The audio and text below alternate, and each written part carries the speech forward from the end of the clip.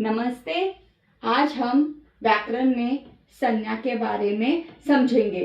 संज्ञा की परिभाषा तो बहुत ही समझदार और सरल है, जिसको हम बहुत ही आसानी से बना लेते हैं। किसी व्यक्ति, वस्तु, स्थान या भाव का बोध कराने वाले शब्द को हम संज्ञा कहते हैं। वैसे ही आगे चल के संज्ञा के भेद भी जानते हैं। बहुत ही आसान और सरल है। चलिए जानते हैं संज्ञा के भेद। भेद कितने होते हैं? कुल मिला के 5 भेद होते हैं। संज्ञा के कुल मिला के 5 भेद होते हैं और बहुत ही आसान है। चलिए समझते हैं। पहला भाग है व्यक्तिवाचक।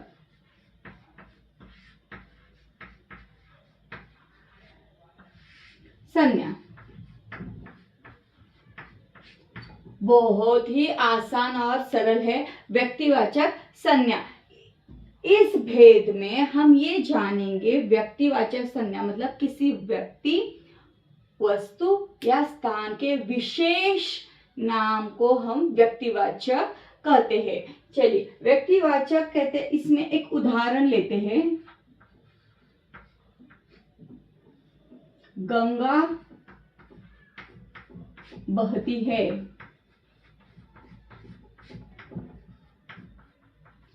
तो यहाँ पे बड़े ही आसानी से समझ आता है कि गंगा एक नदी का नाम है। तो यहाँ पर गंगा एक नदी का नाम है, ये हो गया व्यक्तिवाचक। बड़े ही आसानी से किसी व्यक्ति, वस्तु या स्थान के विशेष नाम को हम व्यक्तिवाचक कहेंगे। दूसरा है जातिवाचक।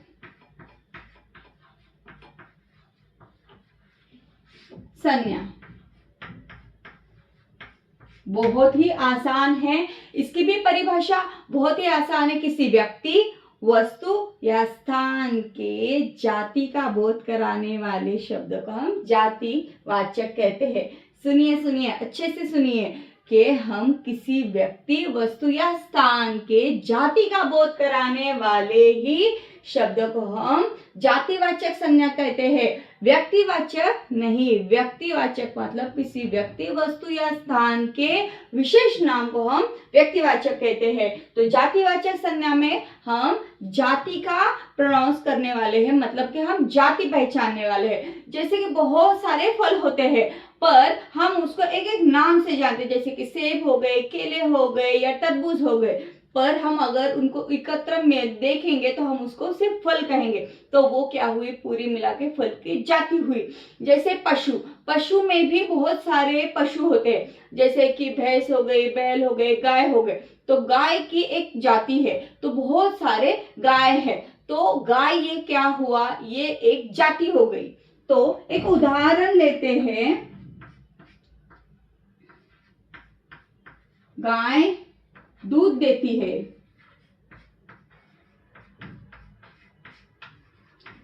तो यहाँ पे हम लेंगे गाय तो अगर जाना जाए तो एक नहीं होती, बहुत सारी गाय होती है। तो बहुत सारी अगर अपनी जाति को प्रेजेंट कर रही है, अपनी जाति को बता रही है, तो वो है गाय। तो यहाँ पे गाय ये होगा जातिवाचक संज्ञा। तो ऐसे ही करते हुए बड़े ही आसानी से हम भाववाचक संज्ञा,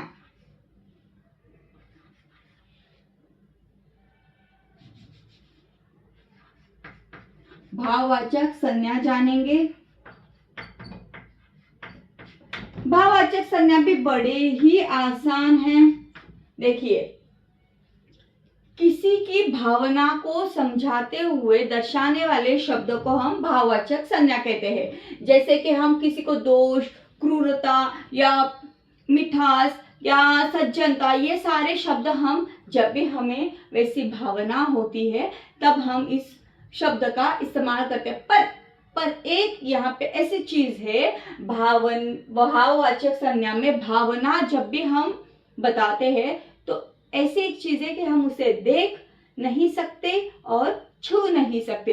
जैसे कि व्यक्तिवाचक में गंगा हो गई, गाय हो गई, तो हम उसे देख सकते हैं और जाके छू सकते हैं। पर भाववाचक में हम इसे देख नहीं सकते या छू नहीं सकते, तो इसे हम सिर्फ समझ सकते हैं, भावना ले सकते हैं, भावनाएं समझ सकते हैं, तो इसीलिए यहाँ पे ये भाववाचक संज्ञा है। तो एक साधा उदाहरण लेते हैं, सज्जनता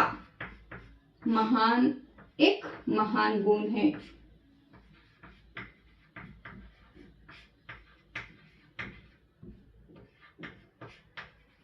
तो यहाँ पे सज्जनता ये शब्द क्या हुआ, ये शब्द हुआ भावना। तो बहुत ही आसान है भावना पहचानना। जाति मतलब एक नहीं, एक से ज्यादा। गाय, अगर गांव में जाएंगे तो गाय एक नहीं होती, बहुत सारी गाय होती है, हम सबको गाय ही बुलाते हैं, तो वो हो गई जाति। व्यक्ति में होते गंगा बह रही, तो गंगा एक ही हो गई ना, गंगा तो बहुत सारी नहीं है ना हमारे पास, तो एक ही होने वाली या व्यक्ति का एक ही विशेष होने वाली चीजों को हम व्यक्तिवाचक कहेंगे। जो जाति को प्रेजेंट कर रही है उसे हम जातिवाचक कहेंगे। और भाववाचक जो मन की भावना बताने वाली है, और एक बात कि हम उसे देख नहीं सकते या छू नहीं सकते। वैसे ही चलते हैं चौथे, समूहवाचक। बड़े ही आसानी से संज्ञा, समूहवाचक संज्ञा। चलिए जानते हैं समूहवाचक संज्ञा। किसी व्यक्ति वस्तु के समूह का बोध कराने वाले शब्द को हम समूहवाचक कहेंगे। देखिए समूहवाचक क्या हुआ, समूह मतलब एक ग्रुप, एक ग्रुप होता है। ग्रुप तो बहुत सारे होते हैं, जैसे कि बच्चे नृत्य करते हैं उनका ग्रुप होता है, अगर वो गाना गाते हैं उनका ग्रुप होता है, वो खेल खेलते हैं तो उनका ग्रुप होता है। तो वो जो होता है समूह, तो उसे ही हम समूह कहते हैं। जैसे कि सेना दल, सेना दल भी अपना एक समूह होता है, सारे एक जैसे ही होते हैं वहां पे, तो वो सेना होती है। तो सेना एक दल, सेना दल होता है, उसका मतलब होता है वो एक समूह है। खिलाड़ी, अगर हम कौन से भी खेल में देखेंगे, चाहे वो क्रिकेट में खेलो देखो या हॉकी में देखो या किसी और खेल में देखो, तो वो एक खिलाड़ियों का समूह होता है, तो उसे हम समूहवाचक कहेंगे, जातिवाचक नहीं। जातिवाचक जाति को बताने वाली चीजों को जातिवाचक कहते हैं। समूहवाचक मतलब सिर्फ समूह को बताने वाले शब्दों को समूहवाचक कहते हैं। सेना दल आ रही है, तो यहाँ पर हम जानेंगे सेना, ये क्या हुआ, एक उनका समूह हुआ, एक ग्रुप हुआ। तो यहाँ पे जो ग्रुप हमें नजर आ रहा है ये समूहवाचक है, ना कि जातिवाचक। दोनों को भी यहाँ पे मिक्स नहीं करना है, दोनों को अलग अलग रखना है। तो वैसे ही अंतिम और बहुत ही आसान, द्रव्यवाचक। द्रव्यवाचक का साधा नाम मैं यहाँ पे बोल दूं, लिक्विड फॉर्म। द्रव्यवाचक ये एक लिक्विड फॉर्म है, जैसे कि दूध, जैसे कि हम सोना खरीदते, चांदी खरीदते हैं, वो चीजें क्या होती है, पिघल के एक नया, उसे एक नया चीज बना देती है। तो पिघला के उसको हम अलग अलग तरीके के आकार में बदल सकते हैं। तो इस तरह द्रव्यवाचक में बड़े ही आसानी से हम इसकी परिभाषा जानते हैं। द्रव्यवाचक मतलब जो संज्ञा शब्द से हम उसे दूसरा आधार या दूसरा आकार देते हैं, उसे ही हम द्रव्यवाचक कहते हैं। चलिए एक उदाहरण लिखते हैं इसके बारे में। सोना महंगा है,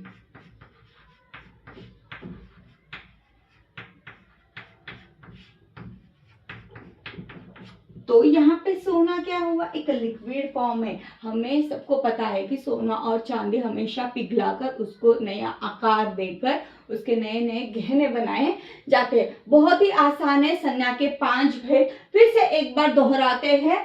संज्ञा के भेद 5, देखिए, व्यक्तिवाचक संज्ञा, जातिवाचक संज्ञा, भाववाचक संज्ञा, समूहवाचक संज्ञा और द्रव्यवाचक संज्ञा। चलिए उनके एक उदाहरण भी देखते हैं। व्यक्तिवाचक संज्ञा में पूरी दुनिया में जो एक ही नाम की एक ही चीज है उसे हम व्यक्तिवाचक कहेंगे। जैसे कि गंगा बहती है, पूरी दुनिया में गंगा एक ही है, भला बहुत सारी नदियां हैं पर उनके नाम अलग अलग हैं।